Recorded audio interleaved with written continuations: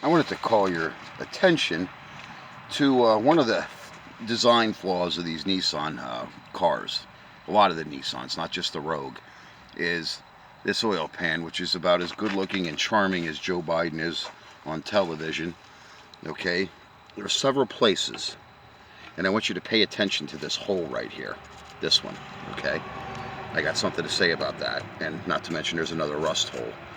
I'll hold it up to the camera too, so maybe with this camera and stuff, and this we have a gray day today, so I don't know if uh, there's no sun, so I have to adjust this camera. I know things are a little shadowy, and I have no idea what is going on with it. I have to call the manufacturer, and unfortunately it's the weekend, they're not in. But something, maybe when my son held it, or maybe I bumped something. I can't just blame it on somebody, okay? Maybe I bumped it. But I'm thinking maybe when my son held it the other day, we were trying to make a video, and he was pressing buttons by accident. And I did that when I first got it. This camera really, it's not made to be held. It's made to be maybe on like a stick or whatever. It's a different design Kodak.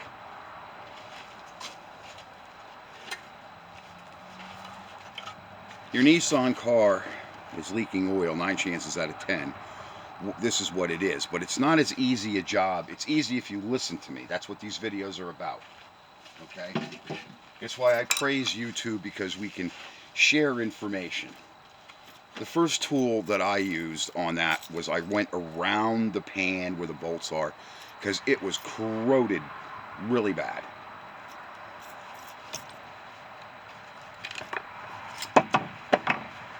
This is another tool with a million uses and no excuses, just like my disc grinder. I ground that down with the disc grinder. And remember that. It's got a million uses and no excuses, okay? I made that nice and smooth so I didn't gouge up the gasket surface, because these pans, this is the new one, which I'm not happy with, by the way. Okay, these pans are a liquid gasket. This stuff. This is what you will put that pan back on with and have the most success with. And it's actually what the manufacturer used, because I got this part number from Nissan. And they told me, you don't have to buy the stuff here for $40. You can buy it at the regular auto parts store for $20. So that's where it came in. The way to get that old pan off, hey, that was crazy. The way to get the old pan off is wear your safety glasses, because when metal is wet, and especially saturated with moisture and oil, it tends to pop. Pieces fly, and they will fly in your eyes. Trust me on that, because it happened. Every time I've taken a torch to wet metals, it's like when you take a torch to a rock or some things, they'll explode because there's moisture inside of them. And that's exactly what was going on with the pan. Okay, that pan is shot. It's saturated with moisture and oil, and it will pop and it will fly in your eye. And do not use propane. I want to give you the instructions. Okay, I use MAP gas. Okay, depending on the temperature, you're not going to heat one bolt. You don't stay in one place on this pan. I don't know if you want to do like 3 or 4 bolts at a time. Take a couple passes up and down the pan like that. Okay, just in the area. Make it up in your mind. You're only going to extract 3 to 4 bolts at a time. 4 if you get lucky. If you find any resistance, heat it, and I'll tell you why. Remember I told you about that other bolt hole? Nope, that ain't it. Where did it go? This is an 11/32 socket. There's one oddball bolt, and I had this on another Nissan, because you and I might think that somebody was in there before. Maybe there was an engine failure, an engine problem, and somebody stuck that oddball bolt in there. No, that's just one of those little zipper head tricks, as I call it, and you got to catch it. And how I know about it is because on the first job, I stripped the bolt. Okay, and these are not 10 millimeter. Let me take these gloves off. I don't know if my camera's going to pick this up. This is the 10 millimeter, I'm sure of it. No, that's the 3/8. Okay.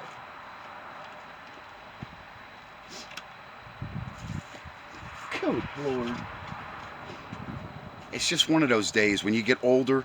Okay, that's like if you have, say, a battery-operated ratchet or a impact gun. Run them out with that, because when you get arthritis at my age, uh, that's why I wear pity covers. You're going to notice that's going to rock on that bolt, and then the bolt gets stuck in there, and you're aggravated trying to pull it out and going, ugh. Okay. Now with the 3/8, and that's not the 3/8, but anyway, with the 3/8, that bolt will not bind up inside the socket. So you might be thinking these are 10 millimeter. Two things crossed my mind. Maybe with the corrosion is what happened with these. Maybe that's why they're rocking into 10 millimeter and you have to put a 3/8 on them. But what the other nice thing was is I took my extension, and when I went to extract the bolt, I bumped it with a hammer. And you can get all the way around the pan with a hammer, so you don't have to panic about that, even on that little bolt. I bumped it up there so I was on it solid, and I turned it first with the ratchet. I did not use the impact, because if that impact slips down, those cheap little bolts, they're going to round off. And I want to get your solution.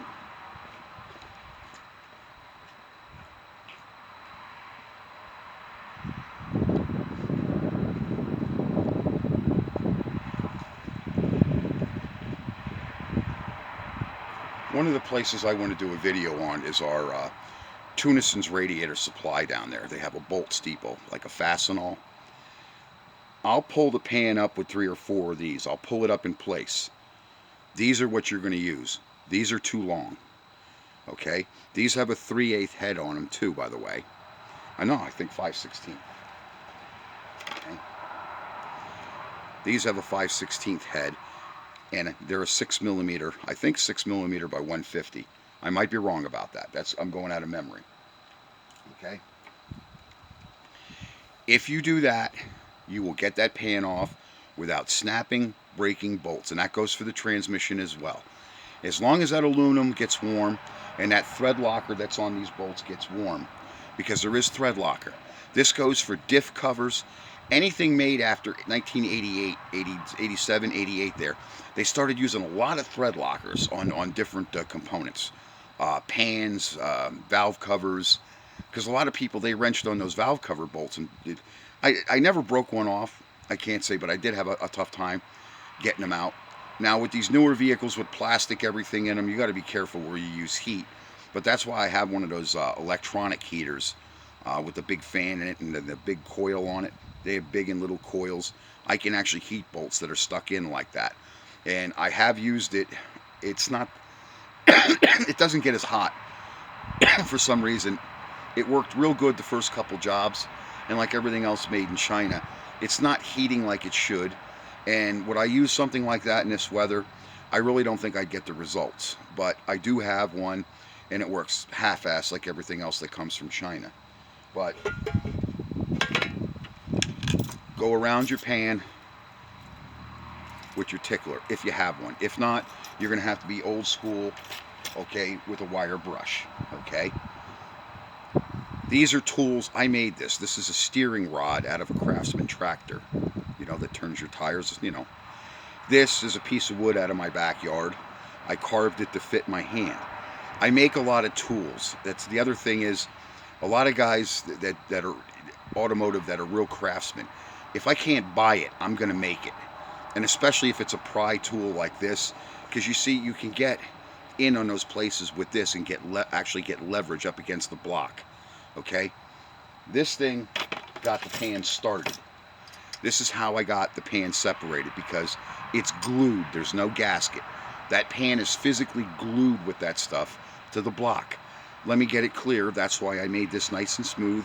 It has a blunt end on it, so I was not scarring up the aluminum. There's not a mark on it. It was actually a job that it looks more difficult and daunting. The hardest part I fought was getting that goddamn plastic cover off in the front there. You got to pull that front valance cover off. I don't know, I threw it somewhere. I'm not a fan of those plastic covers and those pop plugs. They're really a pain in the ass. And every time, that's why I don't buy nuts and bolts at AutoZone. I don't really consider AutoZone a real auto parts store, especially a store that doesn't have a selection of bolts and different things. But that's because they'd have to pay somebody with an IQ to work there. You know, somebody like me, and I'd want real money. But anyway, that's why they don't have real nuts and bolts there, because they just look stuff up on the computer. They don't know what anything is, and that's why I still smoke, because they drive me nuts when I got to stand in there for half an hour. And then to this other egghead, I don't know what I did with it. See what that says on it? It's not a digital caliper. It's a digital veneer. Okay?